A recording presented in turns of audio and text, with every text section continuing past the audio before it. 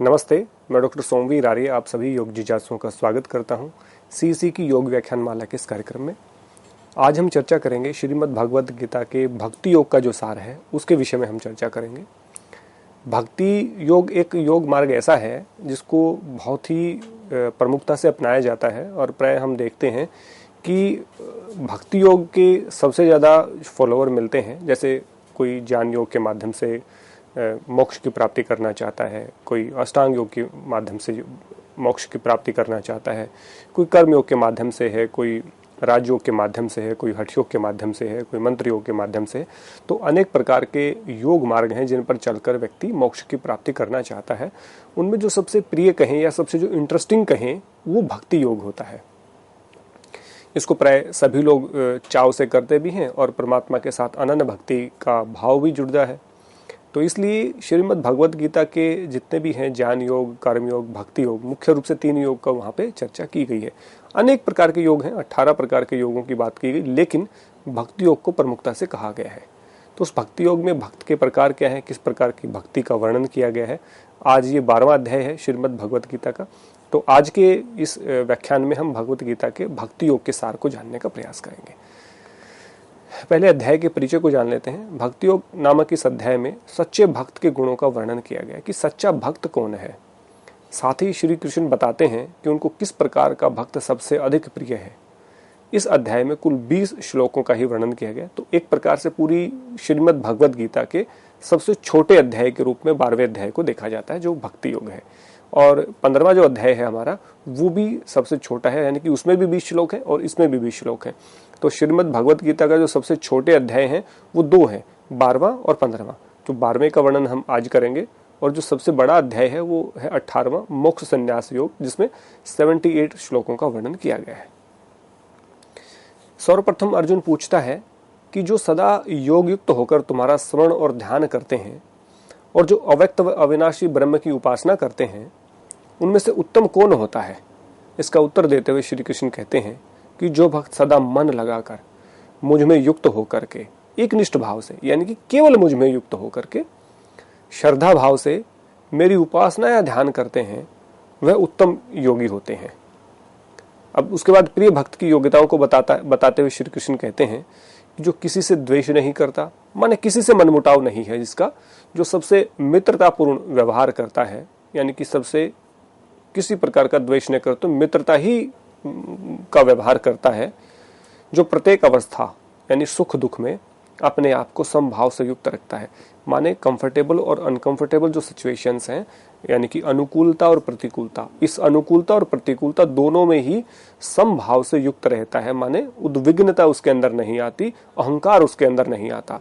तो उद्विग्नता और अहंकार जब समाप्त हो जाते हैं उसके बाद का जो क्षमाशील है, यानी कि जिसमें क्षमा करने की क्षमता है दूसरे को, जो करुणावान है, माने जब भी किसी ऐसे व्यक्ति को देखता है जो जरूरतमंद है और उसके प्रति वो मदद करना शुरू कर देता है। करुणावान होना और दयावान होना 2 अलग अलग चीजें हैं। करुणा दया का एक्सट्रीम वर्जन हम कह सकते हैं, या कहें कि सबसे उत्तम जो वर्जन है वो हम कह सकते हैं, क्योंकि दया किसी के विषय में चिंतन भी हो सकता है, किसी के प्रति असहाय के प्रति चर्चा करना, उसके विषय में उसकी हेल्प के बारे में सोचना आदि हो सकता है। लेकिन करुणा का मतलब है उसकी मदद कर देना बिना सोच विचार के, बिना किसी किंतु परंतु के, बिना किसी लाभ हानि का विचार किए उसकी मदद जो करता है उसको हम करुणावान कहते हैं। अहंकार जिसमें नहीं है, जिसमें करुणा होगी उसमें अहंकार तो होगा ही नहीं निश्चित रूप से। जो अपने आप में ही संतुष्ट रहता है, जिसकी इंद्रियां उसके नियंत्रण में है, जिसमें क्लेश या कष्ट से उद्विग्नता नहीं आती, जिसमें क्लेश या कष्ट से कभी भी वो दुखी नहीं होता है, क्योंकि द्वेष, ये जो कष्ट है, तकलीफ है, दुखी तो आएंगे ही आएंगे। जो पवित्र है, जो उदासीन है, उदासीन माने तटस्थ है, ना कहू से दोस्ती ना कहू से बैर, जो निष्काम भाव से परिपूर्ण है, जो मितभाषी यानी कि प्रिय बोलता है, जो भी बोलता है प्रिय ही बोलता है, वह जो भक्त अपने समस्त कर्मों का अर्पण मुझ में करता है वही भक्त मुझे प्रिय है। तो अंतिम जो लाइन है वो ईश्वर प्रणिधान को यहाँ इंगित करती है। ईश्वर प्रणिधान एक ऐसा योग मार्ग है जो आप देखेंगे कि जो उत्तम दर्जे के जो साधक होते हैं, उत्तम श्रेणी के जो साधक होते हैं, जिनकी पूर्व जन्म की साधना होती है लेकिन किसी कारण से मोक्ष प्राप्त नहीं कर पाए, जीवन शरीर छूट गया या अन्य कोई बात ऐसी आ गई जिसके कारण मोक्ष को प्राप्त नहीं कर पाए, लेकिन वो उत्तम श्रेणी के साधक हैं तो वो केवल ईश्वर प्रणिधान के माध्यम से भी समाधित हो सकते हैं। और ईश्वर प्रणिधान जो है वो एक योग साधना है, पर्टिकुलर स्वतंत्र रूप से एक योग साधना का अंग है जिसका पालन उच्च श्रेणी के जो साधक हैं वो करते हैं। और उच्च श्रेणी के साधक इस प्रकार का अभ्यास करके परमात्मा में लीन हो जाते हैं। तो ईश्वर प्रणिधान भक्ति योग का भी अमूल्य सबसे महत्वपूर्ण अंग है। यानी कि जब ईश्वर प्रणिधान है, यानी कि जो सर्वे सर्वा है, जो परमात्मा है, तो सरेंडर टू गॉड, अपना सब कुछ समर्पण कर देना ईश्वर में बिना किसी फल की चाह के, तो वो ईश्वर प्रणिधान कहलाता है। तो ऐसा जो भक्त है वह भक्त सबसे प्रिय होता है, ये बात यहाँ पे भगवान श्री कृष्ण कहते हैं। इसके बाद हम इनके जो श्लोक हैं उसकी चर्चा करते। तो सबसे पहले श्रेष्ठ अथवा उत्तम भक्त की बात करते हैं। तो कहा एवं सतत युक्ता ये भक्तस्त्वा पुर्यापासते चे ये चाप्यम अक्षरम व्यक्तम तेषाम च योग वितमा। यानी कि अर्जुन ने कहा एवं इस प्रकार सतत युक्ता निरंतर एक निष्ठ होकर ये भक्त, जो भक्त त्वा तुम्हारी पर्युपासते पूजा उपासना करते हैं, ये च अपि और जो लोग अव्यक्तम अव्यक्त यानी कि अक्षरम अविनाशी ब्रह्म की उपासना करते हैं, तेषाम उनमें के कौन योग वित्तमम श्रेष्ठ योगी कौन है। कहा अर्जुन कहता कि जो भक्त निरंतर योग युक्त होकर अपने सगुण रूप की उपासना करते हैं, आपके सगुण रूप की उपासना करते हैं, और जो भक्त आपके अव्यक्त यानी कि अदृश्य तथा अविनाशी स्वरूप की उपासना करते हैं, उन दोनों में से कौन सा योगी उत्तम अथवा श्रेष्ठ होता है। तो यहाँ सगुण और निर्गुण की बात कही गई है, यानी कि जो एक व्यक्त रूप है, एक अव्यक्त रूप है। व्यक्त रूप कौन है? जो प्रत्यक्ष रूप से आप मुझे दिखाई दे रहे हैं, और एक अप्रत्यक्ष रूप से जिसके बारे में हम चर्चा सुनते हैं। तो उनमें से दोनों में से श्रेष्ठ कौन है, ये यहाँ पे पहला सवाल अर्जुन की तरफ से भगवान श्री कृष्ण को हुआ। इसके बाद में कहा मय्यावेशम मनो ये मां नित्य युक्त उपासते श्रद्धया पर्युपासते में युक्तमा मतः। कहा श्री भगवान वाच, भगवान श्री कृष्ण बोले, जो लोग मई मुझ में मन को आवेश स्थापित करके नित्य युक्ता सदा योग से युक्त रहते हुए परया परम श्रद्धया श्रद्धा से माम मेरी उपासते पूजा उपासना करते हैं, ते वे युक्त ममा योग से युक्त योगी सबसे उत्तम होते हैं, मैं मेरा मता ऐसा मानना है। कहा भगवान श्री कृष्ण ने कहा जो भक्त अपने मन को मुझ में स्थापित करके सदा योग से युक्त होकर परम श्रद्धा के साथ मेरी उपासना करता है, मेरे मत के अनुसार या मेरे अनुसार वे योगी अधिक उत्तम अथवा श्रेष्ठ होते हैं। बाकी सबसे ज्यादा श्रेष्ठ होते हैं कौन? जो मुझ में मन को स्थापित करते हैं, परम श्रद्धा के साथ मेरी उपासना करते हैं, योग से युक्त होकर के। तो ऐसा योगी जो होते हैं वो श्रेष्ठ योगी होते हैं। इसके बाद परमात्मा का निराकार और अविनाशी स्वरूप के विषय में कहा गया, जिसकी चर्चा हम यहाँ करेंगे। कहा लेकिन जो भक्त मेरे अविनाशी अनिर्देश है, जिसके द्वारा निर्देशित नहीं किया जा सकता, अव्यक्त निराकार सर्वत्र गत यानी अर्थात सर्वव्यापी जो सभी जगह विद्यमान है, अचिंत्य जिसका चिंतन नहीं किया जा सकता, और ध्रुव यानी कि ध्रुव तारे के सदा अपनी जगह पर स्थिर रहने वाले स्वरूप की उपासना करते हैं, वे सभी भक्त अपनी समस्त इंद्रियों को संयमित करके सभी ओर से संबुद्धि से युक्त होकर सभी प्राणियों के हित की भावना रखने वाला भक्त भी मुझे ही प्राप्त होते हैं। कहा लेकिन जो भक्त मेरे अविनाशी अनिर्देश्य यानी कि जो इसको निर्देशित नहीं किया जा सकता, अव्यक्त है, जिसका को निराकार है, जिसको व्यक्त नहीं किया जा सकता, सर्वव्यापी सब जगह है, अचिंत्य जिसका चिंतन नहीं किया जा सकता, और ध्रुव तारे की तरह सदा अपनी जगह पर स्थिर रहने वाले स्वरूप की उपासना करते हैं। उसके बाद का वे सभी भक्त अपनी समस्त इंद्रियों को संयमित करके सभी ओर से संबुद्धि से युक्त होकर सभी प्राणियों के हित की भावना रखने वाला भक्त भी मुझे ही प्राप्त करते हैं। माने ऐसे जो भक्त हैं वो भी परमात्मा को ही प्राप्त करते हैं, और सगुण वाले भक्त भी परमात्मा को ही प्राप्त करते हैं। किसी प्रकार से भी उपासना करो वो लेकिन परमात्मा की उपासना होनी चाहिए, क्योंकि उपास्य केवल और केवल एक ही है, वो ईश्वर है। ईश्वर के अतिरिक्त किसी देवता की, किसी यक्ष की, किसी भी व्यक्ति की, किसी भी जन की उपासना नहीं करनी चाहिए, क्योंकि केवल एक ही उपासना करने योग्य है, एक ही भक्ति के योग्य है, एक ही यजन के योग्य है, और वो परमात्मा स्वयं है, उसके अलावा कोई नहीं है। लेकिन आजकल व्यक्ति पूजा पर विशेष लोग बल देते हैं, जो कि सही नहीं है। इसके बाद 5वें श्लोक में कहा गया तेषाम उन सभी अव्यक्त सत चेतसाम निराकार ब्रह्म में चित्त लगाने वाले योगियों को अधिकतर क्लेश है, ज्यादा कष्ट होता है ही, क्योंकि देह वृद्धि शरीरधारी मनुष्यों के द्वारा अव्यक्ता निराकार ब्रह्म की गति निष्ठा दुखम कष्ट से अवाप्यते प्राप्त होती है। कहा, जिनके चित्त में आसक्ति का भाव भरा हुआ है, माने जो आसक्त है, रागी हैं जो व्यक्ति, उनके लिए मेरे इस व्यक्त अव्यक्त यानी निराकार स्वरूप की उपासना करने से में अधिक कठिनाई या पीड़ा का अनुभव होता है। अब क्योंकि शरीरधारी मनुष्यों द्वारा अव्यक्त उपासना के मार्ग को प्राप्त करना बहुत कष्टकारी होता है। ऐसा यहाँ इसलिए कहा गया कि जो हम व्यक्त हैं, शरीर है, और हमारी एक सामान्य सी मान्यता होती है कि जो हमारे सामने प्रत्यक्ष रूप से हमें दिखाई दे रहा है, हमारा उसी में भरोसा होता है। कहते हैं ना, प्रत्यक्षम किम प्रमाणम, तो प्रत्यक्ष को कोई प्रमाण की आवश्यकता नहीं होती। मैं सामने दिख रहा हूं, आप मुझे टीवी पे सामने देख रहे हैं, अपनी स्क्रीन पे देख रहे हैं, तो व्यक्त है, यानी कि जो सामने दिख रहा है, तो इस पे भरोसा किया जा सकता है। अब मैं एक ऐसी बात कहूं जिसको आपने कभी देखा नहीं है या जिसको कभी महसूस नहीं किया, उस पे यकीन करना इंसान के लिए, जो शरीरधारी मनुष्य है, उसके लिए थोड़ा सा कठिन होता है।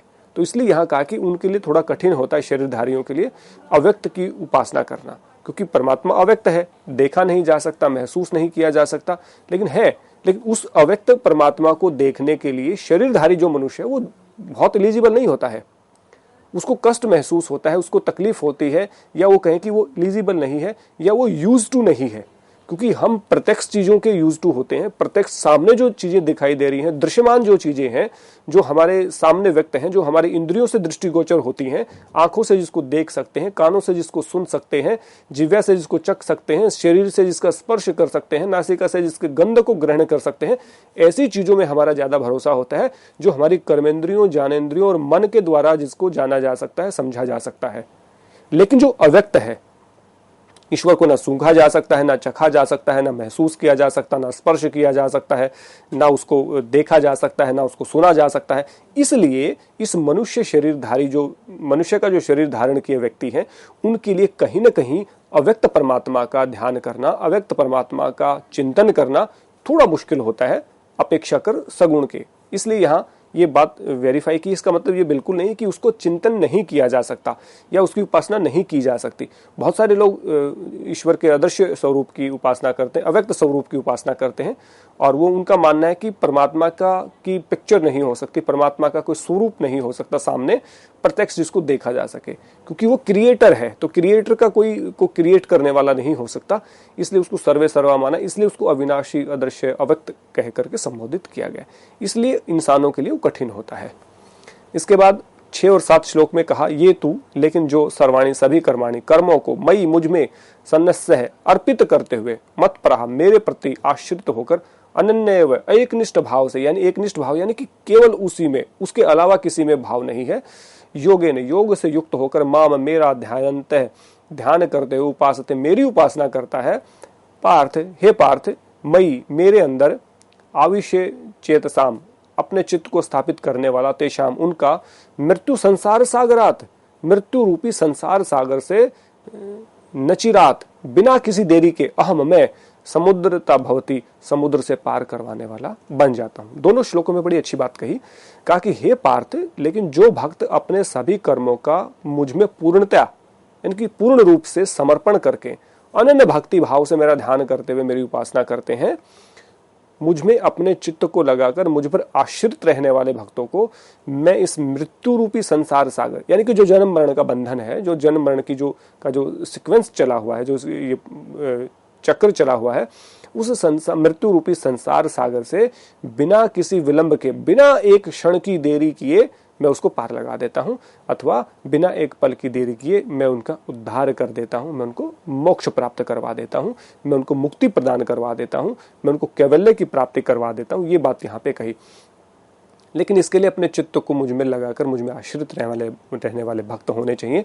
उन्हीं को मैं बिना विलंब के इस संसार मृत्यु रूपी संसार से पार कराने का काम करता हूं, बिना किसी विलंब के। किसी प्रकार का कोई विलंब नहीं होता। मई एवं मुझ में ही मन आधस्व, मन अपना मन स्थापित अथवा स्थिर करो। मई मुझ में बुद्धि निवेश है, अपनी बुद्धि को लीन करो। अतः ऊर्ध्वम मृत्यु के बाद मई एवं मुझे ही निवास करोगे, संशय न, इसमें कोई संदेह नहीं है। तो यहाँ कहा इसलिए तुम अपने मन व बुद्धि को मुझ में स्थिर करो। ऐसा करने से मृत्यु के बाद तुम मुझ में ही निवास करोगे। इसमें किसी प्रकार का कोई शक नहीं है, संदेह नहीं है, आपको संशय नहीं होना चाहिए। तो कहा कि अपने मन और बुद्धि को जब मुझ में स्थिर कर दोगे, सब कुछ मेरे प्रति समर्पित कर दोगे अपने कर्मों को, ऐसा करने के बाद मृत्यु के बाद यदि आपका पुनर्जन्म होता है तो आप मृत्यु रूपी संसार सागर में तर रहे हैं, अभी जा रहे हैं, डूबे हुए हैं और बार बार आपका जन्म हो रहा है। तो कहा मृत्यु के बाद तुम मुझ में ही निवास करोगे, मतलब उसको जन्म नहीं मिलेगा, यानी कि वो मुक्त हो गया, और जो आत्मा मुक्त हो जाती वही परमात्मा में निवास करती है। तो इसमें कहा कि इसमें किसी प्रकार का संदेह या शक या कोई संशय या डाउट नहीं है। इसके बाद अभ्यास योग की बात करते हैं। अभ्यास योग क्या है? हे धनंजय, अथ अगर मैं मुझ में अपने चित्त को स्थिर करके समाधातुम, वहीं पर समाहित रखने में न शक्रोशी, समर्थ या सक्षम नहीं हो, तब अभ्यास योग के द्वारा माम, मुझे आप्तु प्राप्त करने की इच्छा या प्रयास करो। यहाँ क्या कहा कि इस प्रकार यदि तुम्हारा चित्त मुझ में स्थिर न भी हो पाए, हो सकता है, ये एक ऑप्शन दे दिया यहाँ पे परमात्मा ने। तो कहा हे धनंजय, अभ्यास योग द्वारा अपने चित्त को एकाग्र करने का बार बार प्रयास करते हो, मुझे प्राप्त करने की इच्छा करो। कहा कि यदि तुम अपने बुद्धि को, चित्त को, मन को मुझ में स्थिर ना कर पाओ, सफल नहीं हो पाओ, तो हे धनंजय, अभ्यास क्या है? रिपीटेड प्रैक्टिस, यानी कि बार बार का अभ्यास, रिपीटेशन जो होता है, बार बार का अभ्यास होता है, बार बार का प्रयास होता है, बार बार की हम ट्राई करते हैं, बार बार का यत्न हम करते हैं, प्रयास जो करते हैं उसको अभ्यास बोलते हैं। तो कहते करत अभ्यास के जड़मती होत सुजान, अरसरी आवत जावत सिल पर परत निशान, यानी कि जब बार बार का अभ्यास होता है, रिपीटेशन जब होती है किसी चीज की, तो निश्चित रूप से आप उसको प्राप्त कर लेते हैं। तो जब यदि तुम्हारा चित्त मुझ में स्थिर नहीं हो पा रहा, तो उसको स्थिर करने के लिए बार बार अभ्यास योग, यानी जो बार बार की जो रिपीटेशन है, बार बार का जो अभ्यास है, आज आप सूर्य नमस्कार कर रहे हैं, आप आज शीर्षासन कर रहे हैं, आज आप अर्धमत्स्येंद्रासन कर रहे हैं, आज आप प्राणायाम का अभ्यास कर रहे हैं, वो सही ढंग से नहीं हो पा रहा, आज नहीं हो पा रहा, धीरे धीरे करिए, उसके बाद परफेक्शन आएगी और फिर आप देखेंगे बहुत सारा इंप्रूवमेंट है। एक उस व्यक्ति को पहले दिन आप अपने पास रखिएगा जब आप अभ्यास कर रहे हैं और जो आपको डिफिकल्टीज फील हो रही है, 2 महीने बाद उसी व्यक्ति को बुला करके उस अभ्यास को करके दिखाइएगा, वो व्यक्ति बताएगा कितने अभ्यास में इंप्रूवमेंट आया, कितना परफेक्शन आपके भीतर आ गया। 3 महीने के बाद आएंगे उसको फिर देखिए, 6 महीने के बाद उस व्यक्ति को बुलाइए, 1 साल बाद आप बुलाइए, वो बिल्कुल आपको ट्रांसफॉर्मेशन आप में दिखेगी कि हाँ बिल्कुल ये बदल गया। पहले दिन का अभ्यास उसको याद होगा, या अपना वीडियो शूट कर लीजिए पहले दिन के अभ्यास का, दूसरे महीने वाले अभ्यास का करिए, फिर 6 महीने के बाद करिए, फिर साल के बाद करिए। आप पहले वाले वीडियो को देखिए, 1 साल के बाद की वीडियो को देखिए, उसमें किस बात का रोल होगा? अभ्यास का। बार बार जो प्रैक्टिस आपने की वो आपको परफेक्शन की तरफ लेके जाएगा। इसलिए मैं हमेशा कहता हूँ आपको एक प्रैक्टिशनर होना चाहिए। प्रैक्टिशनर का कोई मुकाबला नहीं है। यदि आप योग की फील्ड में हो, आप राजनीति की फील्ड में हो, आप एजुकेशन की फील्ड में हो, आप बिजनेस की फील्ड में हो, आप कहीं पे भी किसी भी फील्ड में है, तो यानी जो प्रैक्टिशनर है, अभ्यासी है उस चीज का, वो व्यक्ति कभी भी असफल नहीं होता जीवन में। ये आप बात को नोट कर लीजिए। ईश्वर प्रणिधान की बात कही गई। ईश्वर प्रणिधान के बारे में क्या कहा? ईश्वर प्रणिधान के कहा अभ्यास से भी यदि असमर्थो असि, तुम असमर्थ हो, मत कर्ण परम भाव, मेरे प्रति कर्मनिष्ठ बन जाओ। मदर्थम, मेरे प्रति मेरी प्रीति हेतु, कर्मणि कुर्वन् अपि, सभी कर्मों को करते हुए भी सिद्धम अपवसी, यानी कि सिद्धि प्राप्त करोगे। यहाँ क्या कहा? यदि तुम अभ्यास योग में भी असमर्थ हो, मान लीजिए अभ्यास नहीं कर पा रहे हो, तो तुम मुझे प्राप्त करने के लिए तुम अपने सभी कर्मों को मुझ में अर्पित कर दो, मुझ पे छोड़ दो सब कुछ, और मुझ पे छोड़ते अपनी सभी कार्य मेरे लिए करो। इस प्रकार अपने सभी कर्मों को अर्पण करने में तुम्हें सिद्धि की प्राप्ति होगी। इसलिए यहाँ भी अभ्यास योग की यदि आप बात नहीं कर पा रहे तो ईश्वर प्रणिधान कर दो भाई, सरेंडर टू गॉड कर दो, परमात्मा में आस्था तो दिखाओ, परमात्मा में विश्वास तो दिखाओ। उसके बाद फलाशक्ति के त्याग की बात कही, तो फलाशक्ति के त्याग के बारे में कहा अर्थ है अगर एतदपि कुर्तु, ये करने में भी तुम अशक्य सक्षम नहीं हो, मेरी शरण में आश्रय लेकर के इंद्रियों को नियंत्रण में रखकर सभी कर्मों के फलों का त्याग कुरु, यानी करो। कहा यदि तुम मेरे लिए कर्म करने में भी असमर्थ हो, तुम मेरी शरण में मेरा आश्रय लेकर अपनी इंद्रियों पर नियंत्रण रखते हुए सभी कर्मों के फलों के प्रति अनासक्त भाव से युक्त हो जाओ कि मुझे किसी का फल नहीं चाहिए, तो भी तुम अपनी इच्छाओं का त्याग कर दोगे, तो भी तुम मोक्ष को प्राप्त हो जाओगे। अब शांति की प्राप्ति कैसे हो? शांति की प्राप्ति के लिए फिर यहाँ पे कहा अभ्यासात, अविवेक पूर्ण अभ्यास की अपेक्षा ज्ञान श्रेय, जो शब्द और युक्तिपूर्ण ज्ञान है वो श्रेष्ठ है, और ज्ञान की जो बजाय वो ध्यान योग श्रेष्ठ है, जो निधि ध्यासन श्रेष्ठ है। इस प्रकार ध्यान की अपेक्षा कर्म फल त्याग सबसे श्रेष्ठ है, यानी कि कर्म के फलों का त्याग कर दो, अनासक्ति को प्राप्त हो जाओ, और उसके बाद आप शांति की प्राप्ति करोगे। इसलिए कहा अभ्यास योग से ज्ञान योग श्रेष्ठ है, ज्ञान योग से ध्यान योग श्रेष्ठ है, और ध्यान योग से भी कर्म के फल का त्याग करना अधिक श्रेष्ठ है, क्योंकि कर्म फल का त्याग करने से साधक को शीघ्र ही शांति की प्राप्ति होती है। तो अभ्यास योग उससे श्रेष्ठ ज्ञान योग से श्रेष्ठ ध्यान योग से श्रेष्ठ योग कर्म फल का त्याग, यानी कि निष्काम कर्म योग यहाँ पे श्रेष्ठ बताया गया है। तो इस प्रकार आप इनको नोट भी कर सकते हैं, अभ्यास से श्रेष्ठ ज्ञान से श्रेष्ठ ध्यान से श्रेष्ठ कर्म फल का त्याग कहा है। अब 13वें और 14वें श्लोक के माध्यम से हमें प्रिय भक्त के विषय में बात कही गई है। कहा जो भक्त किसी के प्रति द्वेष भावना नहीं रखता, जो सभी प्राणियों में मित्रता रखता है, जो दुखियों के प्रति करुणा की भावना रखता है, और जो मोह व अहंकार से रहित है, जो सुख दुख में समान भाव रखता है, जो क्षमाशील है, दूसरों को माफ करने की जिसमें ताकत है, जो सदा संतुष्ट रहता है, जो अपनी इंद्रियों को अपने नियंत्रण में रखता है, जो दृढ़ निश्चय रखता है, और जो अपने मन व बुद्धि को मुझ में समर्पित कर देता है, वही भक्त मुझे प्रिय है, या वही भक्त मुझे सबसे प्यारा है।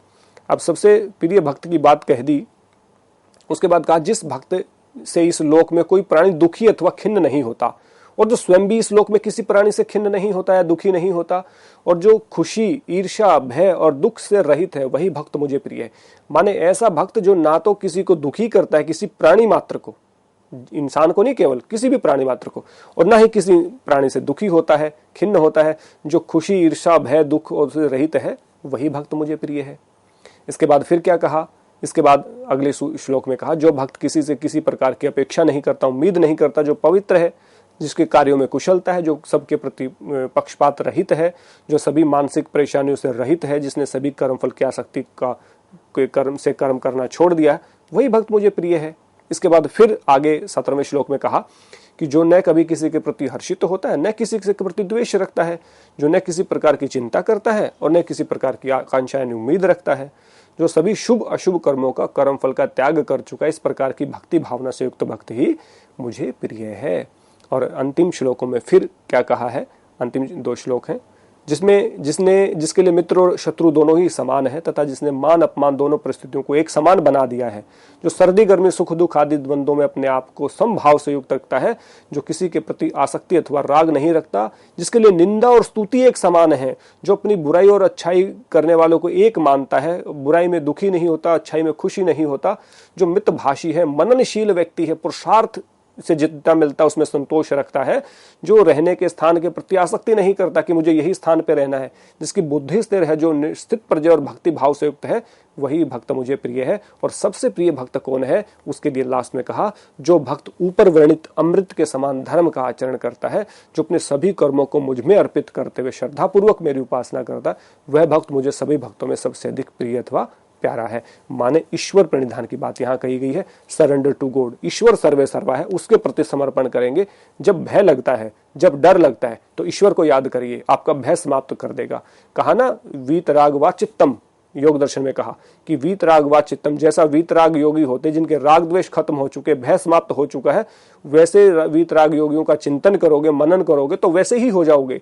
तो इसलिए बहादुर लोगों के बारे में सोचते तो बहादुरी आ जाती है, कायर लोगों के बारे में सोचते तो कायरपना आ जाता है। तो इसलिए ईश्वर के बारे में सोचेंगे तो आपके भय समाप्त हो जाएंगे। तो भय को समाप्त करना है तो ईश्वर का प्रणिधान करें। इसी के साथ हमने आज भक्ति योग का जो अध्याय है उसका सार कंप्लीट किया। तो आशा करते हैं भक्ति योग जो अध्याय है, जो 20 श्लोकों वाला सबसे छोटा अध्याय है, वो आपको समझ में आया होगा। इसके ऊपर चिंतन करें, मनन करें और इसका निधि ध्यासन करें, इसके व्यवहार में लेकर के आने का प्रयास करें। इसी आधार और विश्वास के साथ आप सबका बहुत बहुत धन्यवाद। नमस्ते।